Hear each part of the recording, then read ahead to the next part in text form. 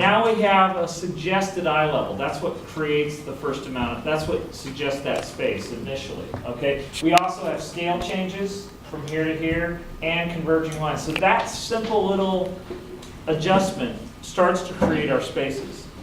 Okay. Lines converge. We have scale. Okay. Now, do you see that if you go back and forth, you see that from this, we can get a more extreme sense of space with more extreme convergence. You understand? So some of you guys have like kind of dramatic one-point pictures with large cones of vision. That creates more apparent depth. Okay, you look at this. All of these things look like flat shapes. But look at the difference in the creation of form when we rearrange these. Oh, and by the way, these are the exact same shapes. I'm just moving them. Do you see how the difference between even that and this is dramatic? Mm-hmm. You know, so what you're dealing with when you're creating these little illusions is these simple little juxtapositions of this shape next to that shape. There is no depth here. This is just a black shape and a gray shape and a white shape. But arranged in a particular way, they create this incredibly powerful illusion of depth. And then the same thing, again, look how weird these look out of context. But put them next to each other, and we get this powerful depth. Okay? This one I love. This is one of the best things I've ever come up with for a slideshow, one of the best demonstrations, because it's always so shocking to people. I originally gave this to the 113B classes because they were working on landscapes, and they had just done all this perspective. Then they go into this landscape class, and they're not using any of their perspective skills, and it was making me insane. You know, so I thought, okay, that's what my guest lecture will be on, is how to apply some perspective ideas to create more depth in your landscapes. Okay? So I showed them this. Do you see how this starts to suggest depth? Because you're getting this narrower and narrower convergence of lines as they go up, okay? Same thing with this. Do you see how this suggests a kind of depth? All right? Oh. That's why. Because it's actually from a photograph. And I just traced over the lines, and you can see. You see how all those lines are actually implied by the value changes in the foreground? So someone does something like this, and they generally don't use perspective when they try to paint this. But they have to, you know, because of convergence and all these things. All right? Now, it's not just there, okay? It's also here. The gazelle, the spacing of the gazelles is also influenced, suggests perspective. You see what I mean? Suggests different intervals. Take a look at these trees, okay? You know, small, smaller, smallest. Guess what? Yeah. Same thing, scale. And look at them when you take the picture out. Look at how dramatically different they are. Oh. They're way more dramatic than you tend to suggest. So like, for instance, what you guys are doing up here where you're putting in scale changes, most of them are nowhere near enough in terms of what you actually see. Because realize it's a geometric progression. You know, it's getting half as big, half as big, half as big as it gets close. Actually, I don't know if you guys know this, but every time you go halfway to the eye level, it's half as big. So you go you go 3/4 of the way to the eye level, it's 1/4 the size. You see what I mean? So as you get close to the eye level, things get small in a hurry. You know, like this. Now, this is my favorite part. Watch this.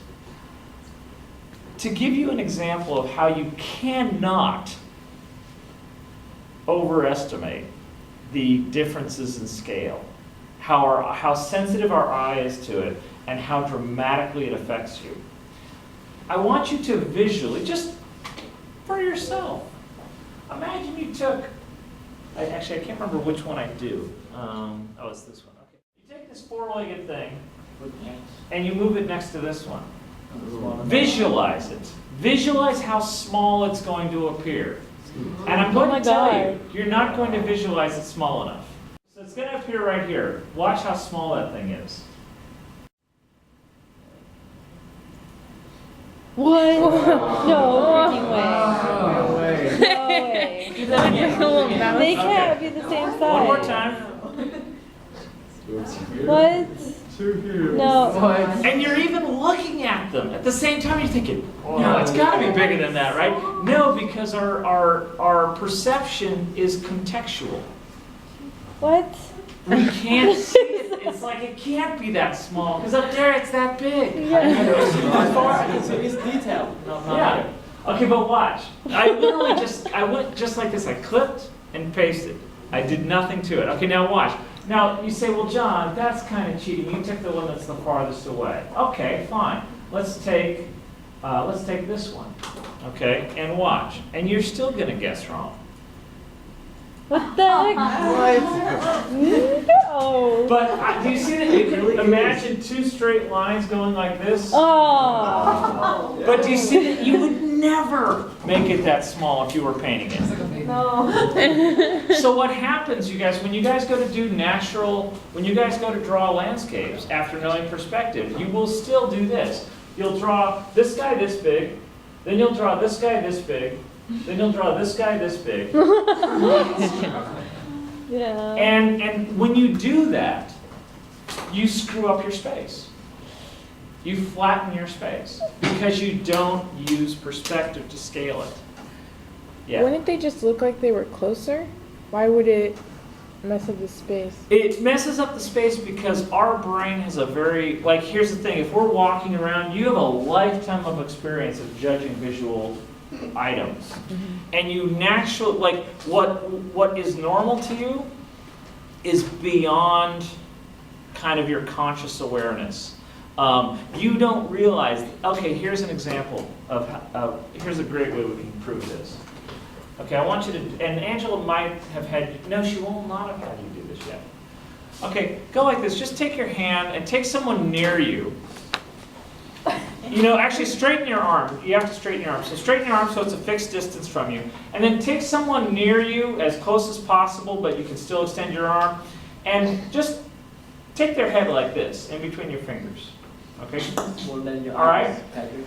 Now, swivel, and without changing the measurement, compare it to someone as far away from you in the room as possible. Okay? His head is more than your ears. That's what our brain literally cannot imagine that. Because our brain is saying they're both heads. How could that be so small? So anything that is similar like that, our brain will try to make two heads the same size even when they're at different depths. And it's such a powerful pull, we can't, and the geometry is so unequivocal, we can't imagine it. We can't go there. It's because we're thinking in symbols. Yeah, exactly. We're thinking in symbols, we're thinking in concepts. Now, how does this apply to what you guys are doing up here? Do you see that if you take some of these things that are small and you make them way smaller, you'll really push that effect? Yeah. It also works in reverse. His hair is Oh no. Okay, so imagine Maybe like it. a dinosaur. Just imagine it worse. It's worse than that. Okay, so imagine this, and then What?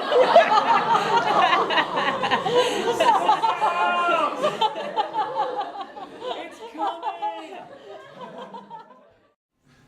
So here's the point. All of this is because of the eye level and perspective. So you cannot underestimate, or we will always underestimate the effect of scaling on these things.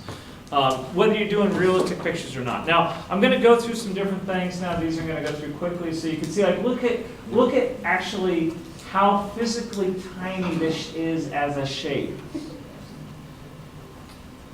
And we read it as a distant mountain. Look how tiny the shapes are back here. Like, look how narrow this is. Look how narrow this is. And then compare it to these. That's how he's getting these effects, because he's got this wide shape here, and these little tiny shapes back here. You know, look at big shape here, tiny. Almost like microscopic. Okay. All right, now it's not just because we're here, it's not just scale, it's also color. Okay, look at the color differences here. Yeah. What? It's kind of gray in the back. Just kind of. Less contrast. So you're going to have more saturation and more contrast in the foreground and less saturation. It's all contrast, but it's, anyway, less color, less contrast. Now, when you look at this, can you see the gradation across the plane now? Across the plane. It works, it's a double contrast. So here's a really dramatic example of it.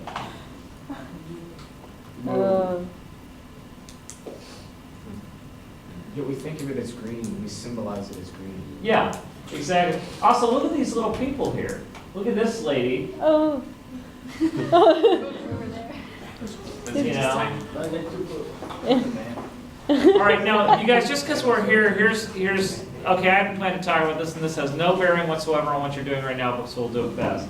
This is how students draw tree bark when they're not thinking about perspective. And then, but if you know simple perspective tricks, you can do this. Like when you're drawing a tree branch.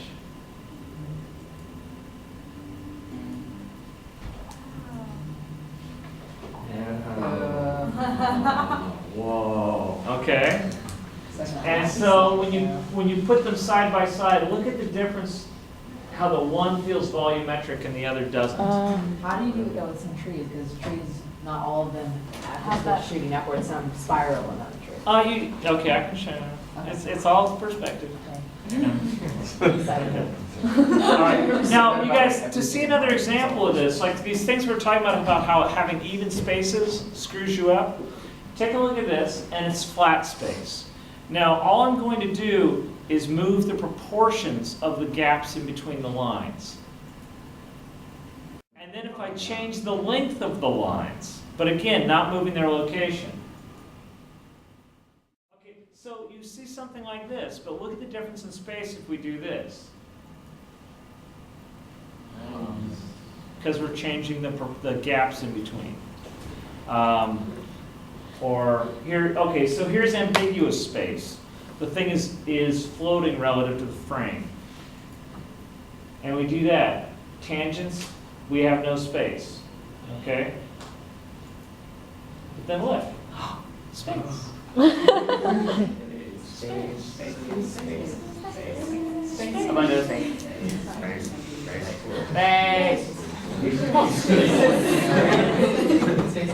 Okay, now here's another thing. You need to be aware of how you're overlapping too, because if you conceal the wrong information in your overlaps, you'll destroy the space. So when I do this, we have space.